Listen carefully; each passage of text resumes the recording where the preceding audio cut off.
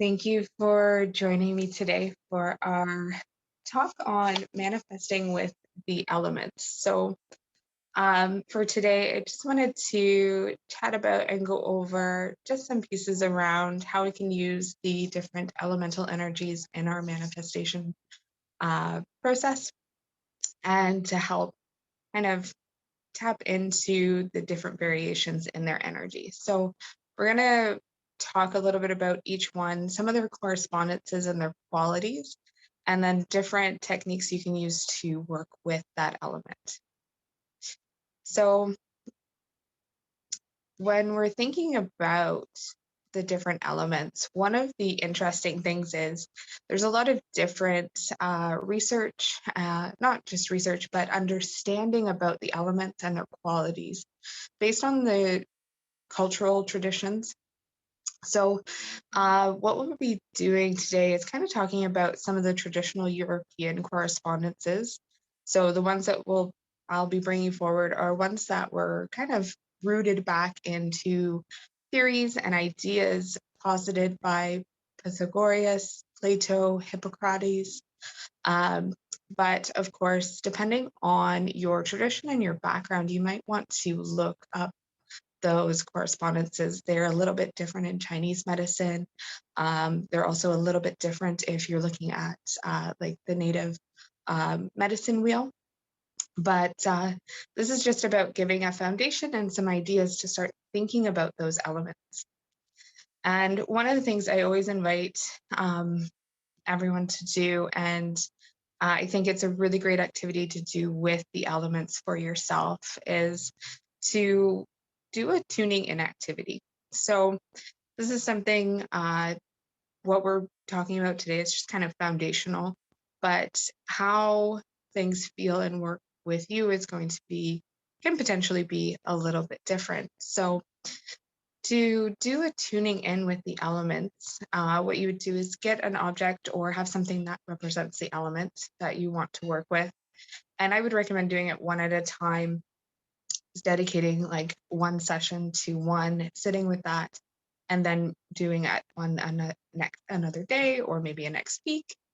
So you would just have something that represents it. So for example, for earth, you could use a stone or a plant, or put your hands in some earth and have about 20 to 30 minutes to just sit with that object and meditate on the qualities of it. So kind of a mindfulness-based meditation where you would be aware of, say you're using a rock for earth, be aware of the stone in your hand, feeling the qualities of the stone. What does it feel like? What qualities come up in your mind as you're sitting with it? And you can use that to help to develop and use it in your practices. So, um, so I highly recommend doing the tuning in. It'll help you to fine tune these correspondences that we're going to talk about and see what really works for you. So getting into each of the individual elements. We'll start with Earth. So Earth is usually corresponded with the direction of north. The season is autumn. The spirit helpers here would be gnomes. So as kind of earthly beings. For the qualities, it's usually the qualities are dry and cold, and the characteristics would be dark, thick, and quiet. For if you look at disposition, you could think about if you have a lot of earth qualities, usually the disposition here is slow and firm. And the soul aspect is the senses. So how our senses communicate with our soul or our spirit. And earth is physically aligned with our physical sense of feeling. So using practices that help to bring in physical aspect or physical ritual is very earth-based. It's associated with the root chakra, and the colors are russets, red browns, blacks, greens. Think about nature colors. So, colors of the soil, the bark on trees, the leaves, all of these would be associated with earth. The herbs that represent it are mint, daffodil, daisy, anything within the rose family. So even things like strawberry, raspberry, blackberry can be used to tap into that sense of earth. So when we're thinking about manifesting with this element, um, one of the things that we can do is bury our intention. So writing down the intention on a piece of paper or having a finding a rock in nature and meditating with your intention and putting it into the rock or even a seed. This is great to do in the springtime if you're doing any spring gardening. Each seed that you are prepping to grow and bloom in your garden, putting an intention inside that seed and then planting. When we work with primarily earth for our manifestations, we're really setting the intention and telling the universe that we're willing to be patient. We're willing to allow for the manifestation to really take root and let those roots develop and grow before seeing it sprout. So, this is really great for those kind of long term, big overall goals and manifestations. Things that are going to really fundamentally shape and change our lives in a big way over a period of time. And so when we're using that and when we're setting that intention, it's always good to keep in mind to kind of to set yourself up to kind of come back to it in a way. So have a plan to set that intention and then maybe once a week you have a mint tea. And when you have that mint tea, you affirm that intention for yourself again. Or maybe while you're doing that intentional work and you're working towards that goal, knowing that it would take time, and by take time, that could be days, weeks, months, um, you can plan to integrate different colors into your workspace, your meditation space, and those would be focal colors that you would utilize so that it would almost act like a trigger to reaffirm that intention again. So Earth, again, is really about those long-term, deep-rooted goals. The next element that we can work with is air. And in most traditions, air is associated with the eastern direction. It's often associated with spring, so renewal, new beginnings. The spirit helper here would be sliffs. These are kind of like a fairy-like creature that dance in the wind. Uh, the qualities here are moist and hot, and the characteristics would be dark, thin, and motion. Disposition is cheerful or amiable, and the soul aspect is reason. Our physical sense here is hearing,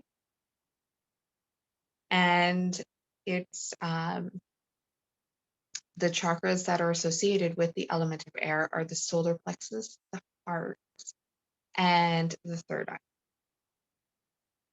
Colors here would be white, pale yellow, sky blue, those kind of more whites and yellows, and then the sky blue kind of as a sometimes, because it could be associated with water as well.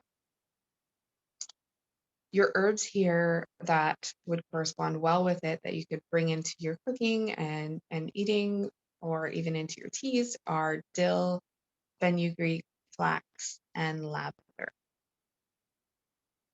So when we are using air for our manifestation, This is when it's really good or beneficial for manifestations or intentions that we're setting that we're really unclear on the how we can get there. Really unclear on what kind of steps we can do to help manifest and bring that forward. So with air, we're saying we are going to have an open mind and be flexible in how we get to that spot and being open to the opportunities. So letting the doorways open and stepping into them. We can tap into the qualities of air in our manifestation by utilizing a couple of different things. So the idea is to just the let the intention go in through the air. So this can be done through saying your intention out loud. One of my favorites is to go outside on a windy day and whisper your intention into the wind and let the wind carry it through the universe. The other option, if it's not a windy day out, we can light some incense or some loose herbs for smoke cleansing and put our intention into the smoke, letting the smoke carry our intentions out to the universe, letting them go where they need to go with that openness and flexibility.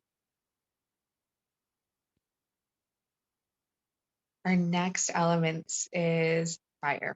So fire is most often associated with direction of south in the season of summer. So summer is a great time for these sorts of for intentions around using fire. The spirit element is salamanders. Salamanders being a kind of fairy creature that is associated with fire. Its qualities are hot and dry, and characteristics would be bright, thin, and motion again. The disposition is fiery, fierce, and quick. Their soul aspect is understanding. And this comes from the soul or the concepts that the home of the soul or the seat of the soul actually is in the southern quarter. Our physical sense here is sight, and it's associated within the chakras of the root, solar plexus, and heart. Your colors for fire, think about an active fire, your reds, yellows, oranges, even gold would help connect in with that fire energy.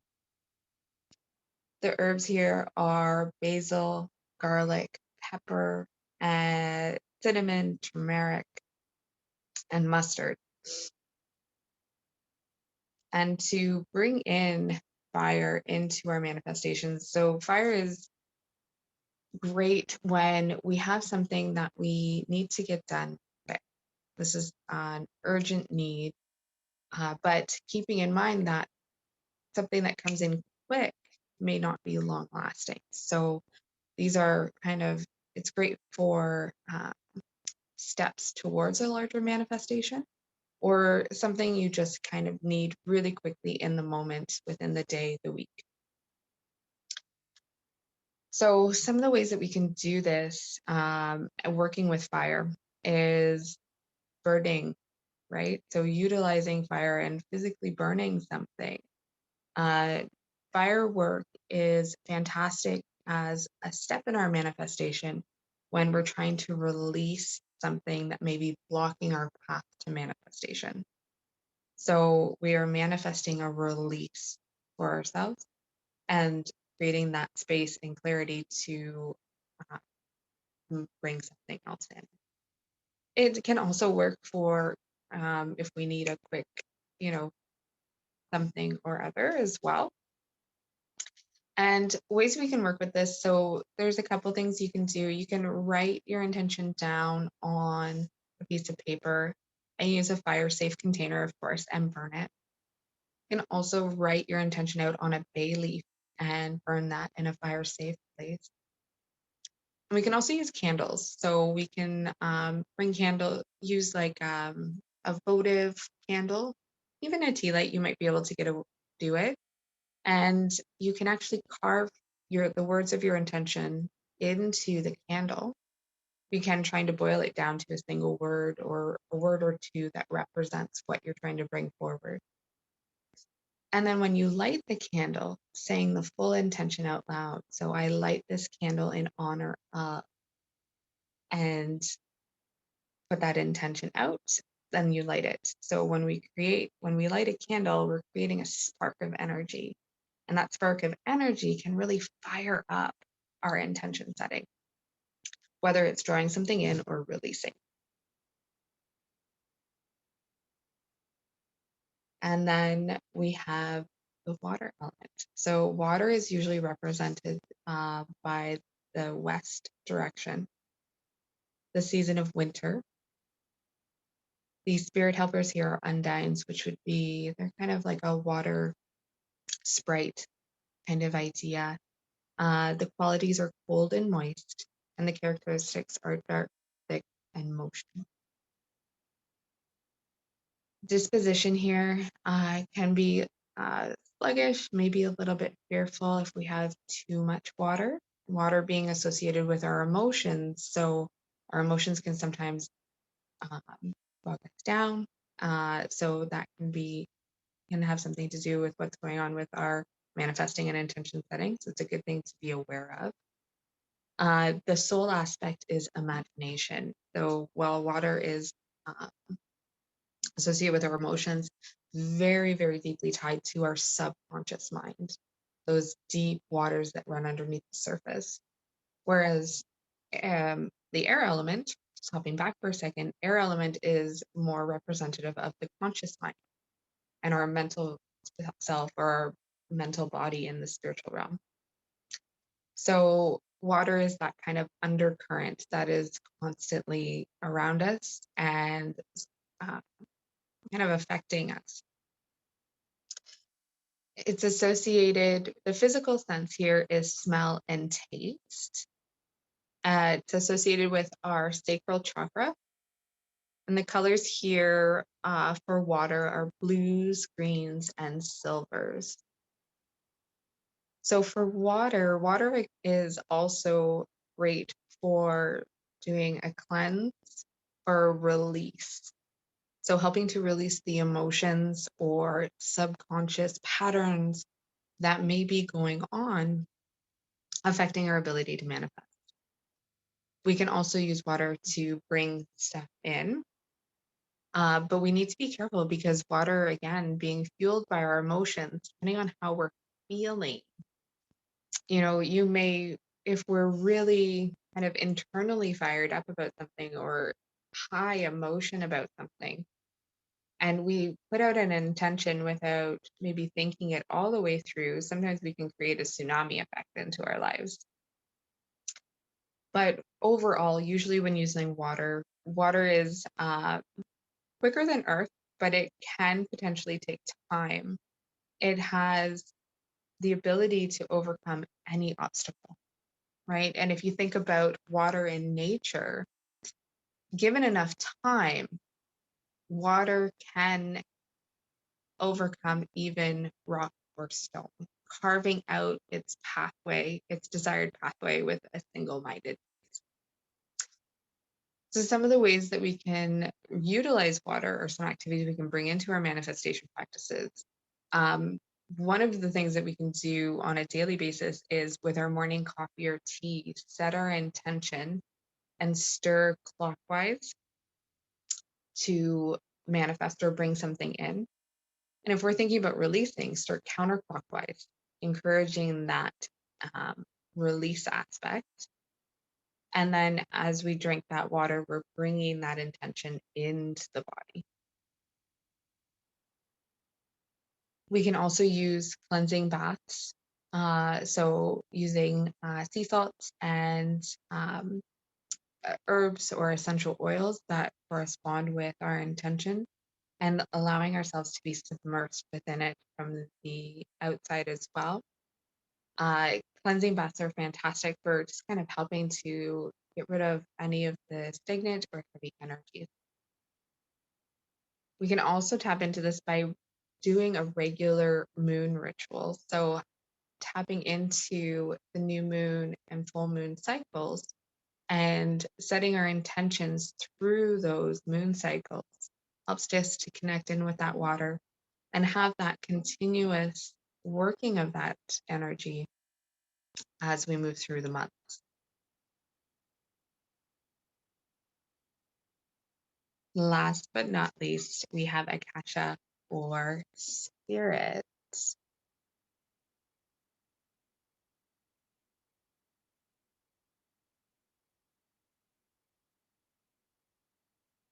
And just take a pause here and uh, we've got a latecomer. So just take a hold in so I can let her know.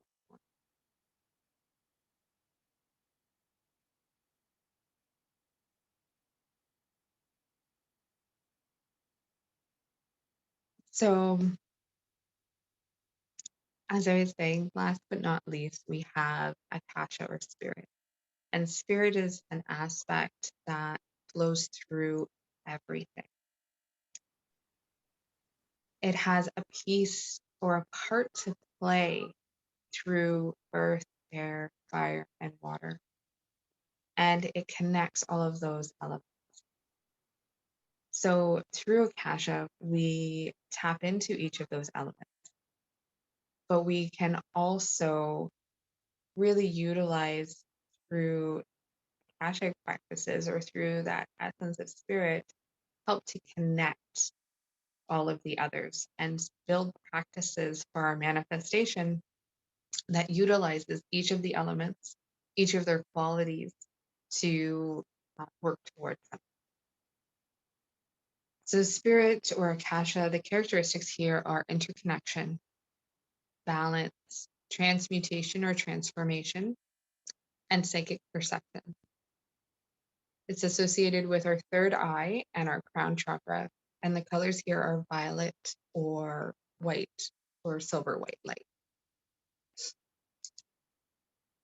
So, through Akasha, we can tap into the subtle energy of the physical realm. And from that understanding and tapping into of the subtle um, energetic aspect of the physical realm, we can then find connection into other realms. So we can start tapping into, and you can think realms of existence, or you can think realms of consciousness or collective consciousness. So we can tap into an ancestral consciousness or the ancestral realm. We can tap into other underworld realms and archetypes in a deeper way to help us work through our barriers and internal dialogues that may be blocking our manifestation. And one of the key pieces here when we bring in the Akasha or spirit part of the elements is tapping into and doing our shadow work, because Akasha opens us up so that we can see all of the experiences, all of the pieces of self, and help to tap into those unconscious realms deeper so that we can be very honest about what is stopping us from the inside out and being able to work through those pieces. It helps us to connect with all levels of ourself as well. So it's not just connecting outwards into the different energetic realms, it's also about tapping in deeper into ourselves, taking it deeper inside and finding a deeper connection with our higher self, soul, spirit, however you um, however you would like to word it, frame it. And we can dive into this and really start using different practices to embody and bring it forward. So, meditation, shadow work, automatic writing is a fantastic tool to tap into those kind of unconscious undercurrent things that are going on internally that we may not be aware of. Practices like that help to unify all aspects of self. So, yogic practices like breathing exercises, movement, mantra, mudra, all of these would help to bring everything forward together. So, when we're thinking about our manifestation, our intention setting, we can pick and choose and we can use, so depending on what we're working on, right? We can say, all right, I have this thing that I want to work on. I'm not quite sure how I'm going to get there, but I'm open. I'm willing to be open here. And we have to stop and ask ourselves, am I really willing to be okay with not knowing the how and being open to all of the possibilities that could come through? So we may think we want to work with the air element to bring something forward because it's something that we're not quite, we know we want this, we know we're going to work towards it, we just aren't sure how. And we want to be open to the possibilities and allow the steps to come forward so that we can take action. Then we may want to use fire or water first to do a release or a cleanse, and then bring in that air aspect. So we can start to put pieces together and build ritual for ourselves. So if I'm working on, oh gosh, what am I gonna, what would I know? So, okay. So for an example, say I really want to start a podcast, but I'm really not sure about the technical side of things, platforms, or what to use. And so this takes a lot of thinking and a lot of mental capacity. So that ties really well into that air element. So I'm really not sure where to start, but I know that this is something that I want to do. So I'm thinking, all right, let's do, let's send this out to the universe. Let's send it out into the wind and be open to what comes forward. Then it's important to stop and consider, is there anything I need to release to take those action steps forward?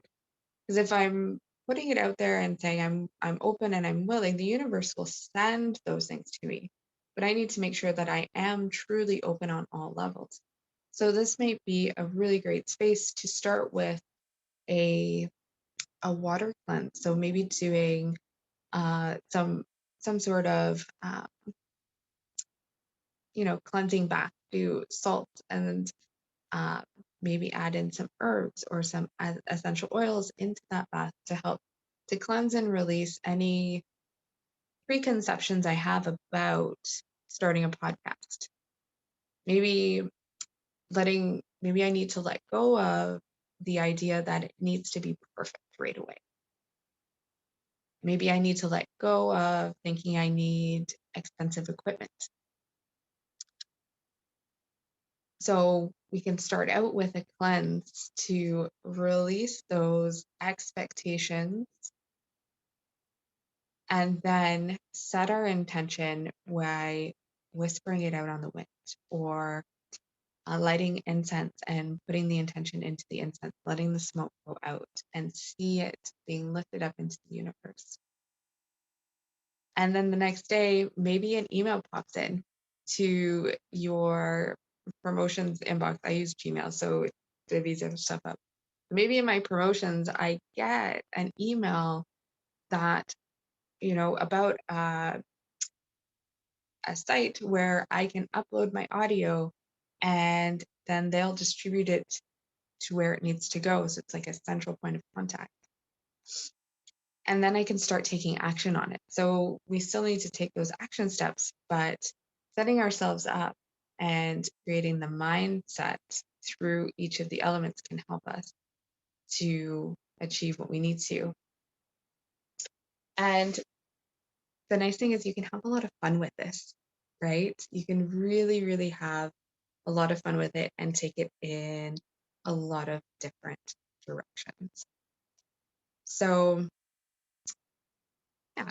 So just a quick little chat, talking about the different elements. If there are any thoughts that came up throughout, feel free to comment on the post with the video and share your thoughts or insights, or even if different correspondences came up for you for the elements. And we'll sign out here. If you're in the video live, please feel free to stick around with any questions or thoughts that came up. And then just before we close out, I've been working on a few things and uh, with the elements, and would love to hear your thoughts or how you'd feel about kind of a 4-week immersion, getting deeper into each week. We'd go into each of the elements using different practices, rituals, meditations, and even mantras, mudras, and yoga to connect in with the elements and tap into their energies for our manifestation work. Perfect. Well, thank you so much for joining me for this today. And oh, for spirit, you could use Akasha or spirit. I'll put the writing in the chat for you. Um, Perfect. Well, thank you so much. I'm going to hit stop on the record. If you're here live, feel free to hang out with me for a few minutes. Otherwise, we'll see you soon.